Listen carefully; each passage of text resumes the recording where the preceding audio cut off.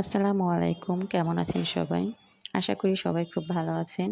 নতুন আরেকটা ভিডিও নিয়ে চলে এলাম। আজ আমি করে দেখাবো আপনাদেরকে মাছের কালিয়া। তো এখানে আমি মাছের কালিয়ার জন্য নিয়ে নিয়েছি কাতল মাছ। আমি কাতল মাছ দিয়ে আজকে করব। এখানে আমি ৫ পিস বড় সাইজের কাতলা মাছ নিয়ে নিয়েছি।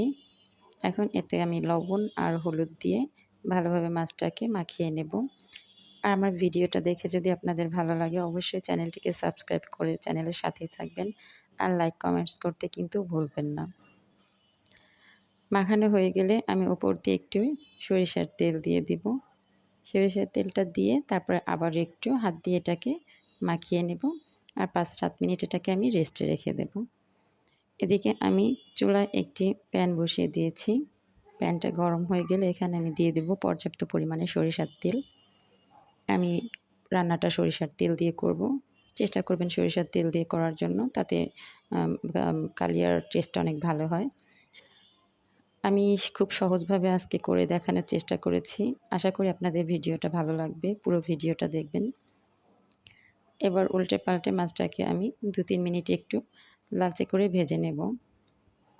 মাছটা একদম খুব বেশি ভাজার প্রয়োজন নেই। দুপাশ একটু লাল করে ভেজে নিলেই হবে।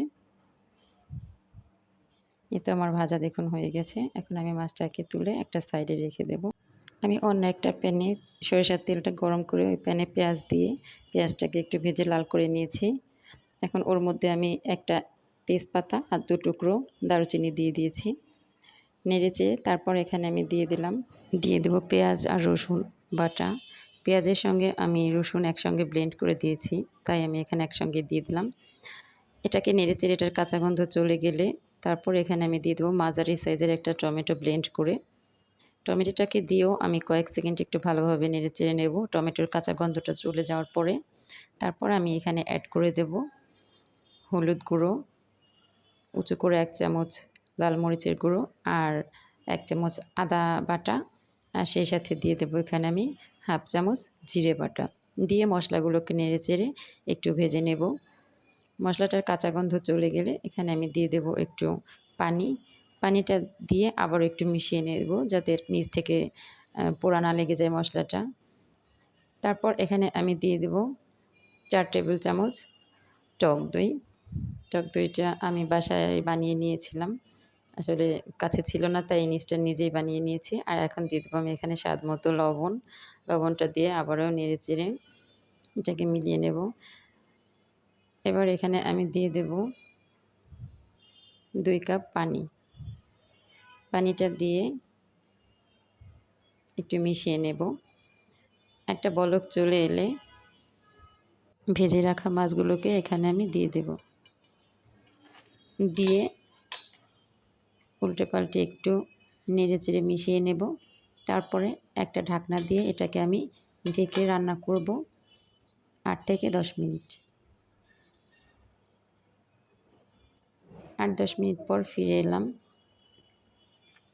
দেখুন আমার ঝোলটা কিন্তু অনেকটা টেনে গেছে। এখন আমি এখানে কিছু কাঁচামরিচ দিয়ে দিলাম। দিয়ে আবার একটু ঢেকে দিব। ২-৩ মিনিট পর রান্নাটা যখন এই পর্যায়ে একদম হয়ে যাবে তখন আমি এখানে দিয়ে দেবো এখানে ঘি। ঘিটা দেওয়া হয়ে গেলে এখন আমি চুলাটাকে অফ করে দেব। দেখুন রান্নাটা কিন্তু আমার সুন্দর হয়ে গিয়েছে। আমি আপনাদেরকে সার্ভ করে দেখিয়ে দিতেছি। এই যে হচ্ছে আমার কাতলা মাছের কালিয়ার ফাইনাল লুক। আপনাদের কেমন লাগলো অবশ্যই কিন্তু আমাকে কমেন্টসে জানাবেন। আর সবাইকে অসংখ্য ধন্যবাদ আমার ভিডিওটা দেখার জন্য। সবাই আমার জন্য দোয়া করবেন।